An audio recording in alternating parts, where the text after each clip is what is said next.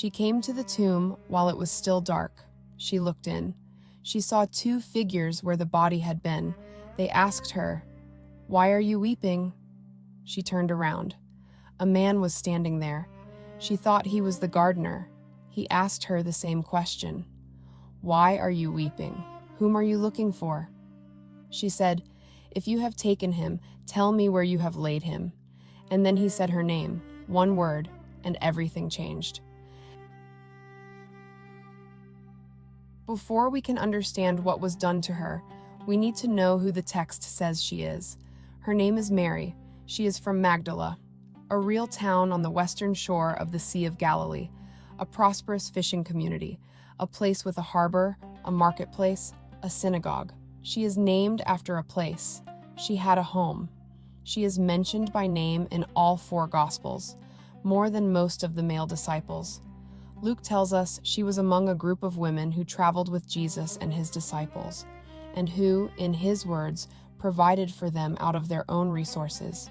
She had means. She used them. That is the only personal detail the text gives about her. 7 demons had gone out of her. In the New Testament, demon possession is an affliction, not a moral category. Jesus heals people of demons throughout the Gospels. He heals a man in the synagogue.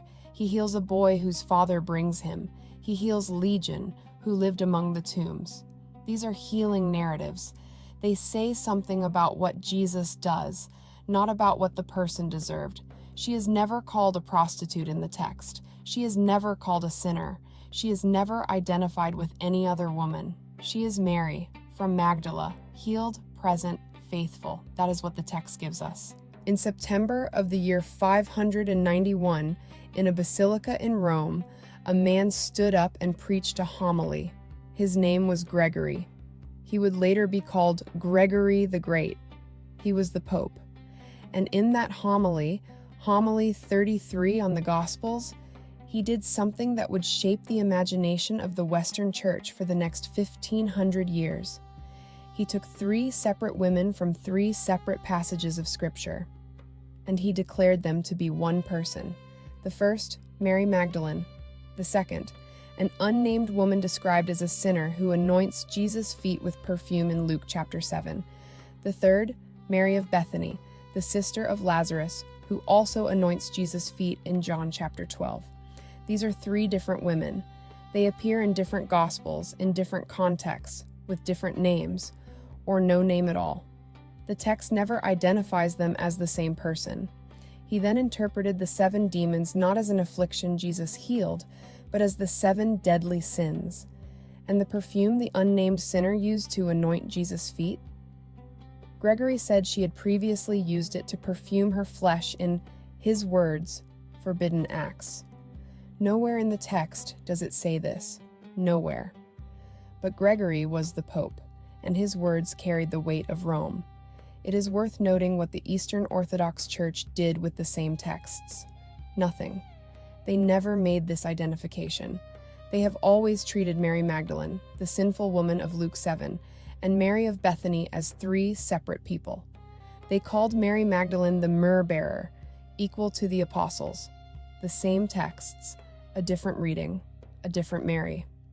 The Roman Catholic Church officially reversed Gregory's identification in 1969, when the liturgical calendar was reformed and Mary Magdalene was restored to her own feast day, as her own person. But by then, 1,400 years had passed. When you call the first witness to the resurrection a prostitute, you do not just change one woman's story, you change the nature of her testimony. A repentant sinner carries her own past with her. Every word she speaks is shadowed by what she was. Her testimony becomes about her redemption, her transformation, her gratitude. A faithful disciple carries news. Her testimony is about what she witnessed. Gregory's identification did not silence Mary Magdalene. It redirected her. For 15 centuries, the conversation about her was about what she had been, not about what she had seen. The iconography followed. In painting after painting, century after century, she appears with long flowing hair, a jar of perfume, and an expression of penitence. The jar of perfume belongs to the unnamed woman of Luke 7. The flowing hair belongs to a tradition built on that same woman, Mary Magdalene from Magdala, the woman with means who funded the ministry, the woman who stayed at the cross, the first resurrection witness. She disappeared inside this composite figure, and the label, once attached, became a tool. If the first woman entrusted with the resurrection news was a reformed prostitute, then women's spiritual authority could always be questioned by questioning their past. That is what the merger cost. Let us go back to the text. Mark 15, verse 40, the crucifixion. There were also women looking on from a distance. Among them were Mary Magdalene. The male disciples have fled. Peter denied him 3 times and wept. The others scattered. She did not scatter. She is named at the crucifixion in Matthew, in Mark, and in John. She watches. She stays. She is present at the burial. She sees where the tomb is. She knows where he has been laid. And then, when the Sabbath is over, when the stone has been sealed and the guards have been posted, she comes back. Luke says the women came very early in the morning. John says Mary Magdalene came while it was still dark, before the light had come, before anyone else had moved, before the news had broken. She came while it was still dark because she loved him and she did not know what else to do. What does it mean to stay? The text does not ask this question. It simply records what she did. She stayed at the cross. She watched the burial. She came back in the dark. And because she came back, she was there when everything changed.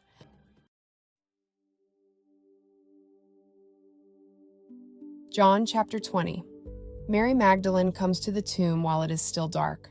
She sees the stone has been removed. She runs to Peter and the beloved disciple. They have taken the Lord out of the tomb, and we do not know where they have laid him. Peter and the beloved disciple run to the tomb. They see the burial cloths lying there. They see and believe, or begin to, and then they go home.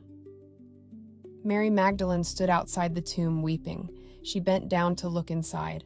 She saw 2 angels in white sitting where the body of Jesus had been lying. They said to her, "Woman, why are you weeping?" She said, "They have taken away my Lord, and I do not know where they have laid him." She turned around. A man was standing there. She did not know it was Jesus. He said to her, "Woman, why are you weeping? Whom are you looking for?" Supposing him to be the gardener, she said, "Sir, if you have carried him away, tell me where you have laid him, and I will take him away."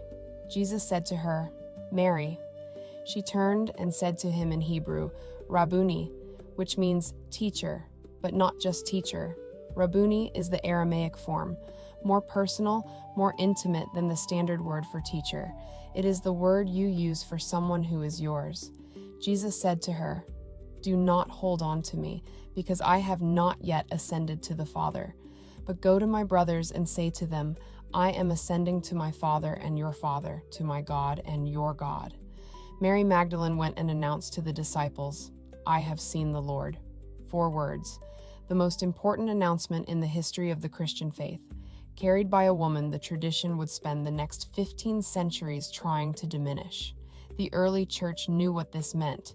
They called her Apostola Apostolorum, the apostle to the apostles, the one sent to the ones who would be sent. Here is what the text shows us, if we are willing to look. In the ancient world, a woman's testimony was not legally valid. In Jewish legal tradition, women could not serve as witnesses in court. The Roman legal system held similar positions. And yet, the risen Christ appeared first not to Peter, not to the beloved disciple, not to the 11, but to Mary Magdalene, alone, in a garden, while it was still early.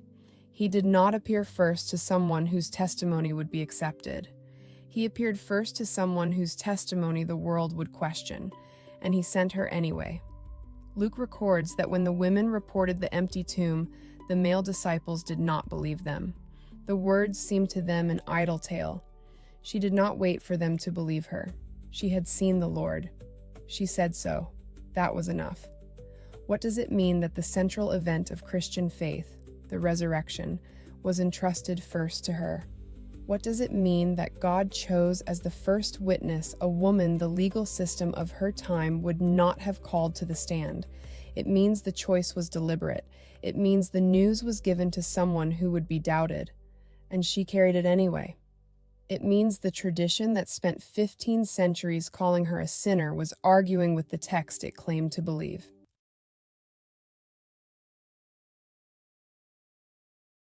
She came to the tomb while it was still dark. She came because she loved him and she did not know what else to do. She stayed when the others left.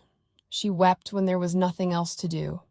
And then a man said her name, one word, and she knew.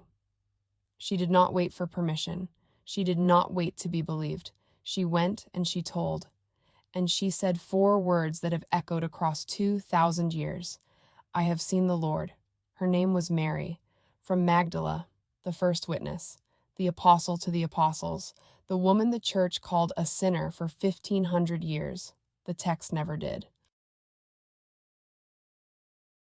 If this episode gave you something to carry, share it with someone who would receive it. And if you are watching this for the first time, there are 2 more episodes waiting for you. Hagar, Zipporah, women you thought you knew. Subscribe to She Is Written so you don't miss what comes next.